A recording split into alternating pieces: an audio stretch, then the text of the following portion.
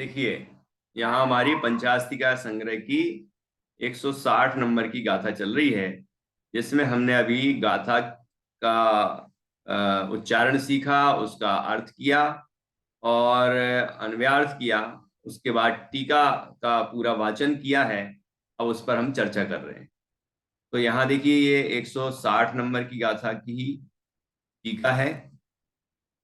यहाँ से हमने अभी पढ़ा, निश्चय मोक्ष मार्ग के साधन रूप से पूर्वोदिष्ट व्यवहार मोक्ष मार्ग का यह निर्देश है। ठीक है, इस गाथा में व्यवहार मोक्ष मार्ग का निर्देश दिया जाएगा, कथन किया जाएगा। लेकिन किस रूप में? कि निश्चय मोक्ष मार्ग के साधन के रूप में। अर्थात निश्चय मोक्ष मार्ग साध्य है और व्यवहार मोक्ष मार्ग साधन है। और उसका बड़ा सुंदर उदाहरण दिया है। निश्चय मोक्ष मार्ग के लिए समझ लीजिए शुद्ध स्वर्ण। निश्चय मोक्ष मार्ग का उदाहरण है शुद्ध स्वर्ण, और व्यवहार मोक्ष मार्ग का उदाहरण है जो स्वर्ण पाषाण। तो स्वर्ण पाषाण को जब शुद्धिकरण किया जाता है तो धीरे धीरे शुद्धि बढ़ती चली जाती है और अशुद्धि धीरे धीरे घटती चली जाती है। देखो, ऐसे यहां निश्चय और व्यवहार मोक्ष मार्ग चलता जा रहा है। जितनी जितनी अशुद्धि है उसको व्यवहार मोक्ष मार्ग कहते हैं, और वो अशुद्धि धीरे धीरे कम होती जाती है और शुद्धि धीरे धीरे बढ़ती चली जाती है। देखो, हर ताव में जब 16 ताव होते हैं तो इकट्ठी शुद्धि थोड़ी होती है। हर एक बार तपाने पर थोड़ा सा कचरा निकला और वो शुद्ध हुआ, फिर थोड़ा और निकला फिर और शुद्ध हुआ, फिर और तपाया और शुद्ध हुआ। इस तरह शुद्धि बढ़ती जा रही है और अशुद्धि घटती जा रही है। देखो कैसा सुमेल है, शुद्धि बढ़ती जा रही है, अशुद्धि घटती जा रही है। निश्चय मोक्ष मार्ग बढ़ता चला जा रहा है, मतलब वीतराग निश्चय रत्नत्रय बढ़ता चला जा रहा है। अभिन्न साध्य साधन बढ़ता चला जा रहा है, शुद्ध भाव बढ़ता चला जा रहा है और स्वभाव घटता चला जा रहा है। लेकिन है ना विद्यमान, विद्यमानता है इसलिए व्यवहार, और घटता हुआ है इसलिए भी व्यवहार। वो घटता जा रहा है, ये बढ़ता जा रहा है। ऐसी साधक दशा है ये। तो जैसे स्वर्ण पाषाण में ये शोधन की क्रिया चलती है, धीरे धीरे शुद्ध स्वर्ण प्रकट होता चला जाता है और अशुद्धि धीरे धीरे घटती चली जाती है, ऐसे ही साधक दशा में व्यवहार और निश्चय दोनों मोक्ष मार्ग होते हैं। व्यवहार मोक्ष मार्ग के विकल्प धीरे धीरे घटते चले जाते हैं और परमार्थ मोक्ष मार्ग बढ़ता चला जाता है। ऐसी ये प्रक्रिया है। कल मैंने सीढ़ियों का उदाहरण दिया था, ऐसे यहाँ पर आचार्य ने यहाँ स्वर्ण और स्वर्ण पाषाण का उदाहरण दिया है। ये उदाहरण हमें बहुत सुंदर स्वरूप बताते हैं। देखो, ये इन लोगों ने अपनी कल्पना से बना लिए कि एक बैलगाड़ी के दो पहिए के समान है निश्चय और व्यवहार, है ना। दोनों मार्ग ऐसे दोनों साथ साथ चलते हैं। साथ साथ कहाँ चल रहे बताओ?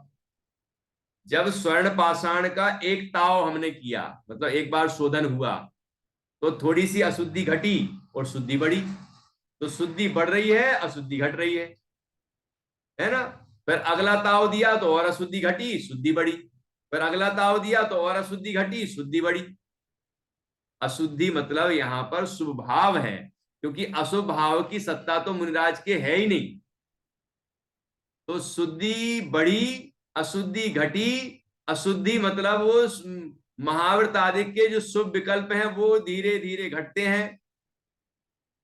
छठवें गुणस्थान में जितने विकल्प हैं 7वें में नहीं है, फिर 8वें में और कम हो गए, 9वें में और कम हो गए, और उतनी स्थिरता बढ़ती गई, शुद्ध भाव बढ़ता चला गया, वीतरागता बढ़ती चली गई, है ना। अशुद्धि घटती चली गई और शुद्धि बढ़ती चली गई। 10वें गुण स्थान में सूक्ष्म सांप्राय रह गया, तो संज्वलन की भी लोभ कसाय, और वो भी सूक्ष्म बचा, अत्यंत हीन, जो बंधन का कारण भी नहीं है। इतनी क्षमता भी नहीं है उसमें कि बंधन कर सके, इतना हीन हो गया वो परिणाम। तो शुद्धि कितनी ज्यादा बढ़ गई होगी। फिर 10वें गुण स्थान का व्यय हुआ छपक श्रेणी में और 12वां गुण स्थान प्रकट हुआ। मतलब सूक्ष्म सांप्राय का व्यय और क्षीण कसाय का, क्षीण मोह का उत्पाद हुआ, तो पूर्ण शुद्धि प्रकट हो गई, कसाय का पूरा अभाव हो गया, शुद्ध अवस्था प्रकट हो गई, यथाख्यात चारित्र हो गया। देखो ऐसा मोक्ष मार्ग है ये। और फिर 13वां गुण स्थान 14वां गुण स्थान होके परम यथाख्यात चारित्र 13वें गुण स्थान में हो जाता है।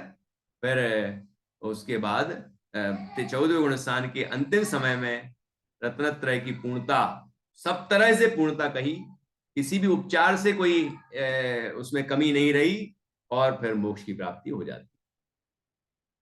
तो ऐसी साधक दशा में बढ़ता हुआ शुद्ध भाव और घटता हुआ अशुद्ध भाव, ये ऐसी प्रक्रिया है। ये स्वर्ण पाषाण और स्वर्ण का जो उदाहरण दिया उससे भी हम समझ सकते हैं, सीढ़ियां चढ़ने के समान भी समझ सकते हैं। इस तरह यहाँ बहुत सुंदर यहाँ चर्चा है। देखिए अपन यहां से पढ़ते हैं टीका में से, जल्दी से समझ में आएगा। उदाहरण अपन ने समझ लिया है। सम्यक दर्शन ज्ञान चारित्र सो मोक्ष मार्ग है, बराबर।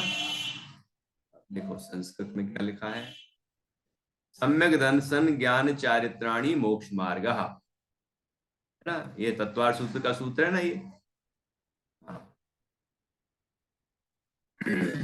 वहां अब ये जो मोक्ष मार्ग कहा है वहां, क्योंकि मोक्ष मार्ग तो यहाँ पर सम्यक दर्शन ज्ञान चारित्राणी मोक्ष मार्ग, यहाँ मार्गहा में एक वचन का प्रयोग है कि तीनों की एकता का नाम मोक्ष मार्ग है ना। अब वहां 6 द्रव्य, वहां टीका में तो आया था धर्मादि द्रव्य, धर्मादि का श्रद्धान। तो धर्मादि का अर्थ क्या समझना कि 6 द्रव्य समझना, अकेला एक धर्म द्रव्य नहीं समझ लेना। धर्मादि द्रव्य में धर्मादि सभी 6 द्रव्य हो गए, और 9 पदार्थ रूप, तो पदार्थ में आ गए 9 पदार्थ, पूरे 9, 7 तत्व भी आ गए 9 में, है ना। रूप जिनके भेद हैं, देखो जिनके भेद हैं, ऐसे धर्मादि के तत्वार्थ श्रद्धानुरूप भाव, ऐसे धर्मादि के तत्वार्थ श्रद्धान की उनके स्वरूप का श्रद्धान रूप जो भाव है, उनके स्वरूप का श्रद्धान होता है। केवल शास्त्र से हमने पढ़ लिया, जानकारी मिल गई, हाँ बिल्कुल ठीक है यही, ये नहीं है। उनका जो भाव है, उनका जो मर्म है, वो हमें समझ में आया और वही है, ऐसी श्रद्धा होती है ना। तो वो सम्यक दर्शन है। ऐसे धर्मादि के तत्वार्थ श्रद्धानुरूप भाव अर्थात धर्मास्तिकाय आदि की तत्वार्थ प्रतीति रूप भाव जिसका स्वभाव है, ऐसा श्रद्धान नाम का भाव विशेष सो सम्यक्त है। देखो इसमें भी भाव है, वो जीव का परिणाम है वो। और साथ में क्या लिखा था यहाँ ऊपर, जिनके भेद हैं, मतलब भेद रूप श्रद्धान है। ठीक है, 6 द्रव्यों का भेद, भेद रूप श्रद्धान, 7 तत्वों का भेद रूप श्रद्धान, 9 पदार्थों का भेद रूप श्रद्धान, भेद सो व्यवहार, भेद का श्रद्धान किया ना तो वो व्यवहार सम्यक हुआ। ठीक है ना। तो यहां पर इसलिए व्यवहार कहा, क्योंकि भेद में विकल्प भी होते हैं और वो शुभ भाव होते हैं, अशुभ विकल्प नहीं है, यहाँ पर शुभ विकल्प है, तो वो व्यवहार सम्यक है। ख्याल में आ रहा है ना। किसी को कुछ कहना हो तो हाथ का इशारा करें तो बताएंगे। तो ऐसे श्रद्धान नामक नाम का भाव विशेष तो सम्यक है, हो गया सम्यक दर्शन। अब तत्वार्थ श्रद्धान के सद्भाव में देखो, यदि तत्वार्थ श्रद्धान का सद्भाव नहीं है, तत्वार्थ श्रद्धान नहीं हुआ है, तो फिर जो अंग पूर्व का ज्ञान है वो सम्यक ज्ञान नहीं कहलाएगा। देखो लिखा कि नहीं, है ना।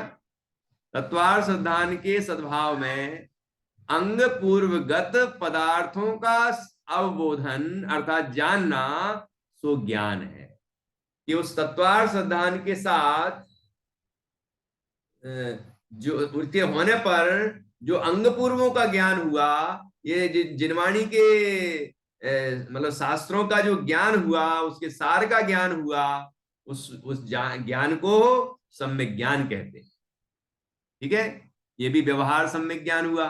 क्योंकि ये भी इतने सारे शास्त्रों का और इनका अंग पूर्वों का ज्ञान है, और वो परलक्ष्य है।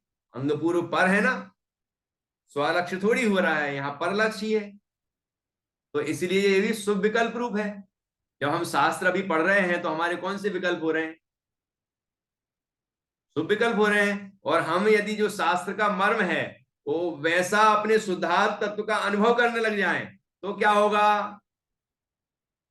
तो शुद्ध भाव प्रकट हो जाएगा, वितरागता प्रकट हो जाएगी, निर्विकल्प आनंद प्रकट हो जाएगा। होगा कि नहीं होगा? तो यहां देखिए, इसलिए यहां व्यवहार मोक्ष मार्ग है, व्यवहार सम्यक दर्शन, व्यवहार सम्यक ज्ञान। अब आचार आदि सूत्रों द्वारा कहे गए, आचार शास्त्रों में जो आचरण का स्वरूप बताया है उसमें कहे गए अनेक विध, अनेक तरह के मुनि आचारों के समस्त समुदाय रूप तप में चेष्टा अर्थात प्रवर्तन सो चारित्र है। अनेक प्रकार में सभी आ गए, महाव्रत भी आ गए, 12 तप भी आ गए, और उन तपों के जितने भेद हैं वो सब भी आ गए। ठीक है, और भी परिचय हैं, और भी अनेक अनेक तरह के जो भी शुभ विकल्प उस भूमिका में मुनि दशा में होते हैं वो सब भी आ गए उसमें, है ना। मूल गुण, उत्तर गुण सब आगे आ जाते हैं। तो ऐसी जो चेष्टा है वह अनेक विध मुनि आचारों के समस्त समुदाय रूप तप में चेष्टा सो चारित्र है। वह चारित्र हुआ कि मुनिराज का चारित्र किस तरह का होता है, कैसा उनका ये शुभ परिणाम होता है। और वो शुभ परिणाम उनके होता है ना ये तीनों तरह का। तो ऐसा नहीं कि केवल शुभ परिणाम ही होता है, जितने अंशों में शुभ परिणाम है, व्यवहार सम्यक है, व्यवहार सम्यक ज्ञान है, व्यवहार सम्यक चारित्र है, उसको व्यवहार मोक्ष मार्ग कहते हैं। ऐसा मत समझ लेना कि पूरे पूरा यही हो रहा है बस, नहीं, ये तो यही होगा तो फिर वो उसका नाम व्यवहार मोक्ष मार्ग नाम ही नहीं पड़ेगा। निश्चय के साथ होगा तब व्यवहार नाम पड़ेगा।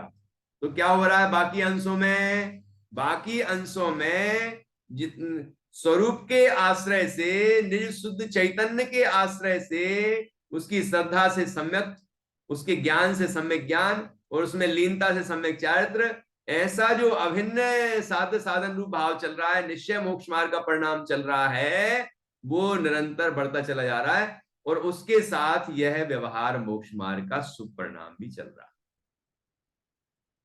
ख्याल में आया नहीं? जिस जिस डिब्बी में सोना रखा ही नहीं हो उसको सोने की डिब्बी कहेंगे क्या? जिस जिस घड़े में घी रखा ही नहीं गया हो उसको घी का घड़ा कहेंगे क्या? यही लॉजिक यहाँ तर्क अपन को समझना है कि जब परमार्थ नहीं होगा तो फिर जो उसके साथ पाया जाने वाला शुभ परिणाम है उसको व्यवहार नाम कैसे देंगे? दे ही नहीं सकते। ठीक है, तो देखिए, ऐसा यह स्वपर हेतुक पर्याय के आश्रित, स्वहेतुक और परहेतुक। स्वहेतुक अर्थात उपादान, हेतु मतलब कारण, उपादान कारण से होने वाली पर्याय, है ना। उपादान से कही हुई हमने पर्याय, और पर हेतुक ये निमित्त कारण से हुई पर्याय। तो निमित्त से जब हम कथन करेंगे, ये व्यवहार मोक्ष मार्ग निमित्त कारण है और निश्चय मोक्ष मार्ग वो उपादान कारण है। इसका मोक्ष का, कि निश्चय मोक्ष मार्ग से मोक्ष होता है, व्यवहार मोक्ष मार्ग उसका निमित्त है। स्व पर हेतुक पर्याय के आश्रित भिन्न साध्य साधन भाव वाले, है ना, भिन्न साध्य साधन है, भिन्न साध्य, साध्य निश्चय मोक्ष मार्ग और साधन व्यवहार मोक्ष मार्ग दोनों भिन्न भिन्न है। इस तरह भिन्न साध्य साधन भाव वाले व्यवहार नय के आश्रय से, अर्थात व्यवहार नय की अपेक्षा से अनुसरण किया जाने वाला मोक्ष मार्ग। अब यहां उदाहरण दिया है, स्वर्ण पाषाण को लगाई जाने वाली प्रदीप्त अग्नि की भांति। जैसे स्वर्ण पाषाण होता है जिसको शुद्ध किया जा रहा है, तपाया जा रहा है, वो किससे जलाया जा रहा है, पकाया जा रहा है, तपाया जा रहा है? प्रदीप्त जलती हुई आग से। उसको तपाया जाता है सोने को, और सोने को तपा तपा के उसमें से अशुद्धि दूर करते जाते हैं और शुद्धि प्रकट होती चली जाती है। तो स्वर्ण पाषाण को लगाई जाने वाली प्रदीप्त अग्नि की भांति समाहित अंतरंग वाले जीव को, अर्थात जिसका अंतरंग एकाग्र समाधि प्राप्त है, ऐसे जीव को, जो अपने स्वरूप में स्थिर है, ऐसे जीव को, जिसने आत्मा की श्रद्धा ज्ञान उसमें लीनता की है, ऐसे जीव को, जो इस तरह के ये भिन्न साधन वाले शुभ परिणाम या स्वपर हेतुक शुभ परिणाम होते हैं, है ना, ऐसे ये इस मिश्रित भाव होते हैं, साधक दशा में जो होने वाले भाव होते हैं, है ना, उनमें जो शुभ भाव हैं वे सब व्यवहार मोक्ष मार्ग है। देखो, और जो शुद्ध भाव है वो निश्चय मोक्ष मार्ग है। तो ऐसा ऐसा लिखते हैं, पद पद पर, ऐसे जीव को पद पद पर, अर्थात पद का अर्थ है पर्याय, पद का अर्थ पैर भी होता है, पद का अर्थ पर्याय भी होता है, हर पर्याय में आगे आगे आगे आने वाली पर्याय में पद पद पर परम रम्य, परम रमणीय, परम सुंदर, आगे आगे आने वाली जो परिणति है वो अत्यंत सुंदर सुंदर सुंदर होती है, क्योंकि उसमें जहां जहां आनंद बढ़े उसको सुंदरता कहते हैं, आनंद ही ना मिले उसको काय का सुंदर है वो, है। तो सुंदरता क्या है कि आनंद, अगली अगली जितनी जितनी शुद्धि प्रकट होती जाती है उतना उतना आनंद बढ़ता चला जाता। तो परम रम्य, ऐसी ऊपर की शुद्ध भूमिकाओं में, अभी जो गुण स्थानों के क्रम आपको बताए, ऐसे ऊपर ऊपर की जो शुद्ध भूमिकाएं होती हैं, उस भूमिकाओं में अभिन्न विश्रांति, अर्थात अभेद रूप स्थिरता, अभेद रूप स्थिरता बढ़ती चली जाती है, और ये स्वभावों की अस्थिरता घटती चली जाती है, होता है कि नहीं। अभिन्न विश्रांति उत्पन्न करता हुआ, हर पद में आगे आगे आगे आगे, जैसे कि वो स्वर्ण पाषाण में आगे आगे हर ताव में शुद्धि बढ़ती चली जाती है ना, ऐसे ही ये मोक्ष मार्ग में शुद्धि बढ़ती चली जाती है और अशुद्धि घटती चली जाती है, उत्पन्न करता हुआ। यद्यपि उत्तम स्वर्ण की भांति, जैसे उत्तम स्वर्ण 16 टंची सोना जो उत्पन्न हुआ, प्रकट हुआ 24 कैरेट, उसकी भांति शुद्ध जीव कथनचित भिन्न साध्य साधन भाव के अभाव के कारण, क्या कह रहे हैं, जो अभी अभी मैं इतनी देर से कह रहा हूं वो कथनचित ही समझना, क्योंकि कथनचित मतलब किसी अपेक्षा से तो अभाव रूप कारण है, वो साधन है, और किसी अपेक्षा से सहचर भी कहेंगे। जिस समय शुद्धि है उस समय अशुद्धि भी है, मतलब शुभ भाव भी है, भले वो आगे आगे घटते चले जा रहे हैं, लेकिन है तो ना, तो है इसलिए सहचर कहते हैं, साथ में है, लेकिन अभाव भी हो रहा है, घटता चला जा रहा है, इस अपेक्षा देखेंगे तो हम अभाव रूप भी कहेंगे। दोनों दृष्टियां हैं, मतलब गाड़ी के दो चकों की तरह भी कह सकते हैं हम, लेकिन सर्वथा वैसा ही नहीं। दूसरा उदाहरण सीढ़ी का भी देना पड़ेगा, सीढ़ी चढ़ने की तरह, जैसे स्वर्ण पाषाण वाला उदाहरण यहां दिया है। तो कथनचित भिन्न साध्य साधन भाव के अभाव के कारण, भिन्न मतलब व्यवहार मोक्ष मार्ग के अभाव के कारण, स्वयं अपने आप शुद्ध स्वभाव से परिणमित होता है, अपने आप शुद्ध स्वभाव से परिणत होता है, मतलब शुद्ध स्वभाव रूप परिणमन हो जाता है, बढ़ता जाता है, जैसे वो 24 कैरेट सोना प्रकट हो जाता है, उसी में से 16 टंची शुद्धिकरण होता होता होता होता पूर्ण शुद्धि हो जाती है उसमें। ऐसे यहाँ आत्मा में लीन होते होते होते होते साधना बढ़ाते बढ़ाते अशुद्धि घटती जाती, शुद्धि बढ़ती चली जाती और पूर्ण शुद्धि हो जाती है। तो शुद्ध स्वरूप स्वभाव से परिणमित होता है ना, स्वयं, कोई दूसरे के कारण नहीं, स्वयं शब्द का ये अर्थ है, अपने आप शुद्ध स्वभाव से परिणमित होता है, मतलब इसमें किसी बाह्य बाह्य पदार्थ, बाह्य आचरण, शरीर की अवस्था या कर्म या फिर कोई स्वभाव, ये कोई भी कारण नहीं जीव अपने स्वभाव से शुद्ध अवस्था को प्राप्त हो जाता है स्वयं, अपने उपादान से। उपादान भी स्वयं में, कारण भी स्वयं, और कार्य भी स्वयं में, ये भी अभिन्न है ना। है मंजूषा जी क्या कह रही हैं, कुछ इशारा कर रही हैं छह का। स्वयं करता है, स्वयं कर्म है, षटकारक लागू होते बहुत हैं बढ़िया, यहाँ। बहुत बढ़िया। षटकारक, ये अभिन्न षटकारक बता दिए, देखो बहुत बढ़िया, हम्म। बहुत अच्छा। देखो, तथापि निश्चय मोक्ष मार्ग के साधन पने को प्राप्त होता है। देखो, यद्यपि उसका तो अभाव होता चला जाता है, कथनचित भिन्न साध्य साधन भाव के अभाव के कारण स्वयं शुद्ध स्वभाव से परिणमित होता है जीव। फिर भी, तथापि मतलब फिर भी, निश्चय मोक्ष मार्ग के साधन पने को प्राप्त होता है, मतलब व्यवहार मोक्ष मार्ग को निश्चय मोक्ष मार्ग का साधन कहा जाता है। अभाव रूप साधन है वो, मतलब वो जैसे पिछली सीढ़ी छूटती जाती है, ऐसे ही ये अशुद्ध शुभ परिणाम भी धीरे धीरे घटता चला जाता है, और एक अवस्था ऐसी आती है कि वो समाप्त हो जाता है, उसका व्यय हो जाता है, और शुद्ध भाव पूर्ण प्रकट हो जाता है। लेकिन एक अभाव रूप निमित्त भी तो होता है। पूर्व और उपादान में भी कहा है, पूर्व पर्याय का व्यय और नवीन पर्याय की उत्पत्ति। तो वो कारण तो है, कारण तो कहा जाएगा उसको। तो इसीलिए आचार्य यहाँ कह रहे हैं, तथापि मोक्ष मार्ग, निश्चय मोक्ष मार्ग के साधन पने को प्राप्त होता है, मतलब उस व्यवहार मोक्ष मार्ग को निश्चय मोक्ष मार्ग का साधन कहते हैं। इसमें कहीं कोई संदेह नहीं है, कोई समस्या नहीं है। बस इसको समझने की जरूरत है कि वो साधन किस तरह है। लोग ऐसा समझने लग जाते हैं कि व्यवहार मोक्ष मार्ग करते करते निश्चय मोक्ष मार्ग हो जाएगा, शुभ भाव करते करते करते करते शुद्ध भाव हो जाएगा। कैसे हो जाएगा, कैसे हो जाएगा? है?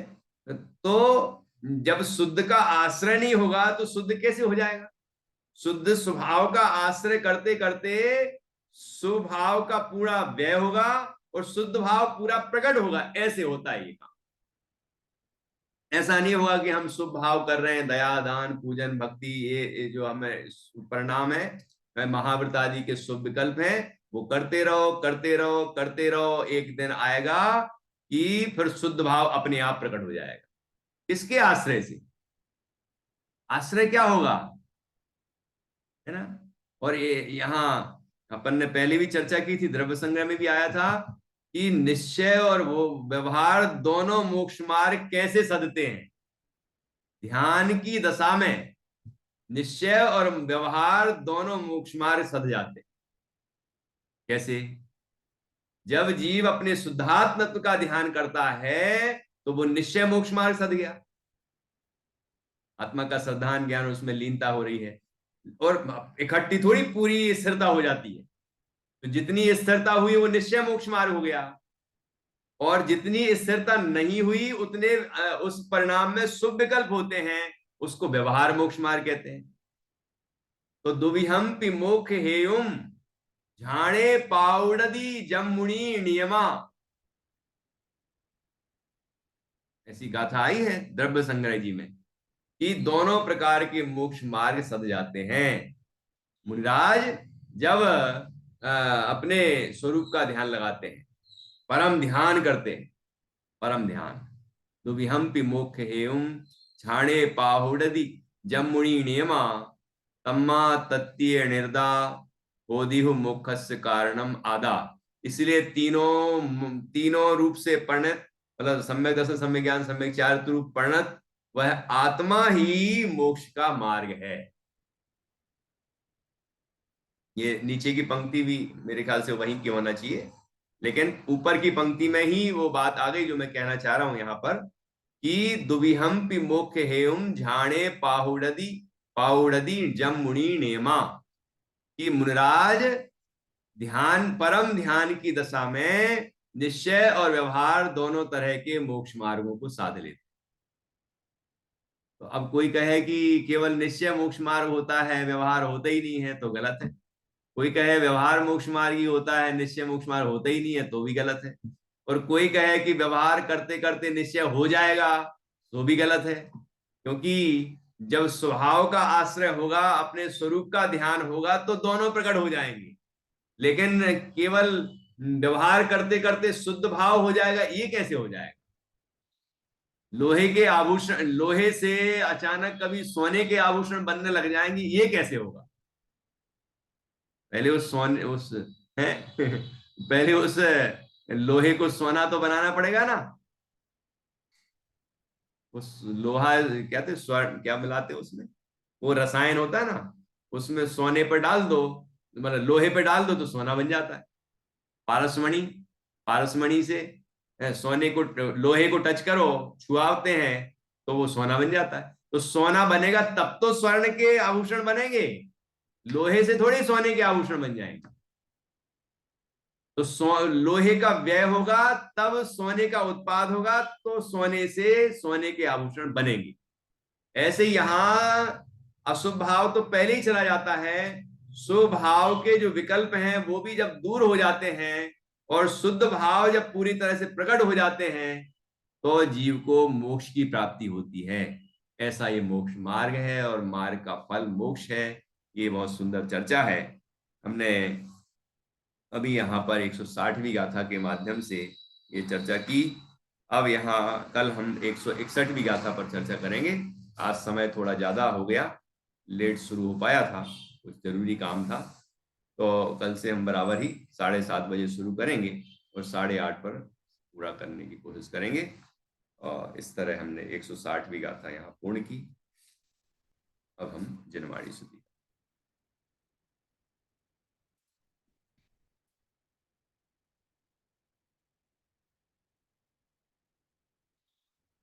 उषा जी बोलिए जिनवाणी स्तुति। निज निधि निज निधि निज में बताई है, अनंत उपकार है इसके लिए जिनवाणी माँ को वंदना सतवार है।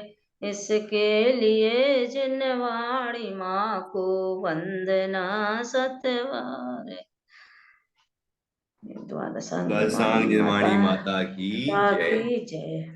महान जिन धर्म की जय हो। अभी 9 बार नमो कार मंत्र के माध्यम से